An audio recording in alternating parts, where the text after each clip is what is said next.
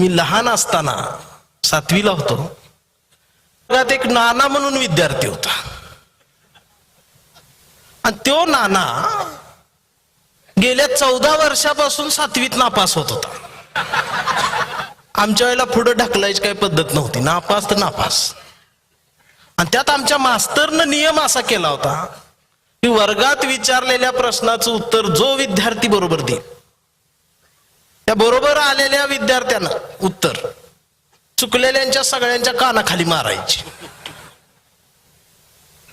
हे नियम असल्यामुळे पोरं घाबरून अभ्यास करायची. कारण का तर एक वेळ मास्तरचा मार खाल्ल्याला परवडत, शेजारच्याचा का खावा. आणि त्यात नाना 14 वर्ष नापास, त्याला काहीच येत नव्हतं.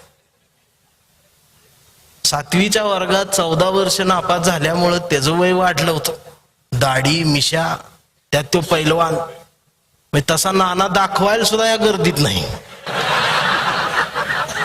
7 फूट उंच असले पळीदार शरीर, आणि त्याला काहीच येत नव्हतं. आणि जे पोराचं उत्तर बरोबर येईल ते पहिलं उठायचं, नानाकडे जायचं. नानाही गपचूप उभा राहायचा. मग त्याचा हात काय जात नव्हता, मग ती बेंचवर उभं राहून नानाला जोरात मारायचं. त्याला एक आनंद मिळायचा की एवढ्या मोठ्या पैलवानाला मी मारलं. आणि सगळा वर्ग टाळ्या वाजवायचा. एवढा मार खाणारा नाना पण शाळा बुडवत नव्हता. रोज 10 मिनिट आधी येऊन बसायचा. आणि मला आश्चर्य वाटायचं, एवढा आतुर का मार खायला. कधीच शाळा बुडवली नाही त्यानं. मी त्याला एक दिवस म्हटलं, नाना शाळा सोड, कशाला शाळेत येतो, तू काय पास होत नाहीस. नाना म्हटला एक दिवस कळल. आणि एक दिवस खरंच वर्ग गच्च भरला होता. आणि मास्तरांनी एक प्रश्न विचारला, पुस्तकाच्या जरा बाहेरचा होता. प्रश्न असा होता, बायका जे गावाबाहेर धुणं धुतात त्या धुणं धुण्याच्या जाग्याला नेमकं काय म्हणतात. आम्ही सांगितलं, वडा म्हणतात, वगळ म्हणतात, नदी म्हणतात, नाला म्हणतात, डबकं म्हणतात, आड म्हणतात, विहीर म्हणतात, झरा म्हणतात, तळ म्हणतात, तलाव म्हणतात. एक तर म्हटला समुद्र म्हणतात. मास्तर म्हणले नाही, सगळ्यात चुकत. उत्तर सगळ्याच चुकलं, नाना एकटाच राहिला. मास्तर म्हणले, नाना आता तू एक उत्तर सांग. नाना उभारला. नानानं अंदाजे उत्तर ठोकलं. नाना म्हणला, त्याला पानवटा म्हणतात. पानवटा म्हणतात म्हटल्याबरोबर मास्तर म्हटले, नाना आज तुझंच उत्तर बरोबर आहे. आणि जसं नानाला कळालं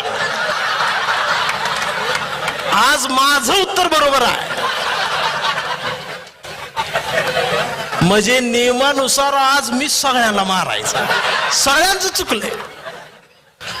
पोरांच्या लक्षात आलं, पोरं दप्तर भरायला लागली. लगेच नानानं जाऊन दार लावलं, दाराला कड लावली. नाना दाराजवळ थांबला.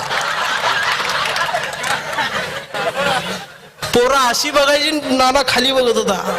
त्याचा एक हात 18 किलो जाऊन. पोरं बोंबलायला लागली. सगळं गाव गोळा झालं. दार कोणी उघडना. शेवटी सरपंच खिडकीतनं वर आले. त्यांनी बघितलं, नाना असा थांबलाय. मास्तर थरथर कापत्यात, पोरं बोंबलायला लागल्यात, रडायला लागले. सरपंच म्हटले, सर काय चाललंय वर्गात. मास्तर म्हणले, सरपंच आज घोळ झाला.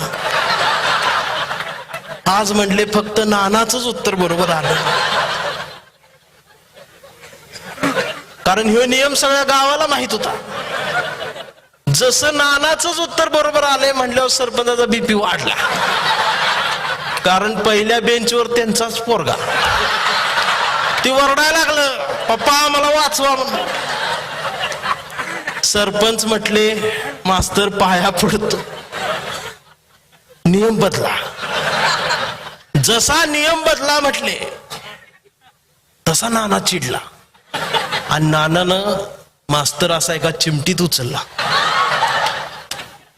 आणि नाना म्हटला, मास्तर 14 वर्ष झाली ह्यो नियम मी पाळलाय. मी कधी म्हटलं का नियम बदला. मास्तर म्हटले नाही.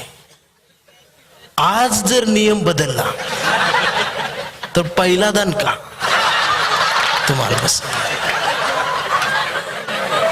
मास्तर शांत बसले आणि नानानं वर्गावर नजर फिरवलं आणि नानाला आठवायला लागलं, मला ह्यानं कसं मारले, मला त्यानं नाकावर मारले ना, डोळ्यावर मारले ना, कानावर मारले ना, दात तोडल्यात माझं.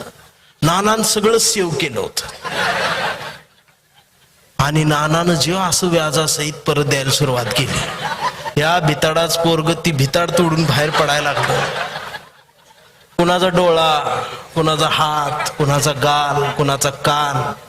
आता जी रेल्वेत तुम्हाला दिसतेत काय काय ते आमच्याच वर्गातली आहे. आणि त्याची जेव्हा शाळा सुटली, नानान मला काय मारलं नाही, कारण मी कधी त्याला एवढा मारला नव्हता. आणि नानान त्याचं दप्तर माझ्या हातात दिलं आणि मला म्हणला, हे ठेव तुला, आता मी शाळा सोडली.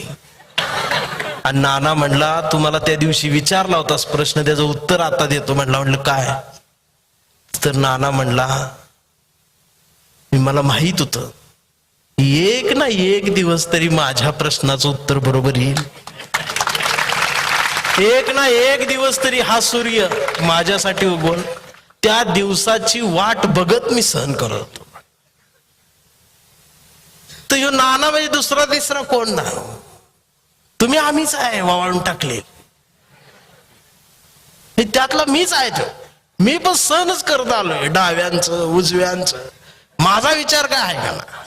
म्हणून मी आधी स्पष्ट केले की मी कुठल्या विचारधारेत फिट बसत नाही.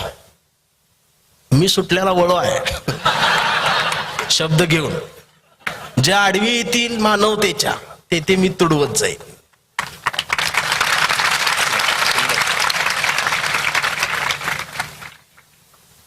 म्हणून मी असा आहे. आता बरीच लोक म्हणतात असं का? मी नंतर आहे कवी, आधी मी कार्यकर्ता आहे गावातला साधा. तुम्ही जसे स्वयंसेवक आलाय, म्हणजे बाहेर जरी मी रशिया, इंग्लंड, कुवेत, ऑस्ट्रेलियाला जाऊन आलो या 2-4 महिन्यात, परत बोलवले मला, ती बी काय वळून टाकलेली जाईल.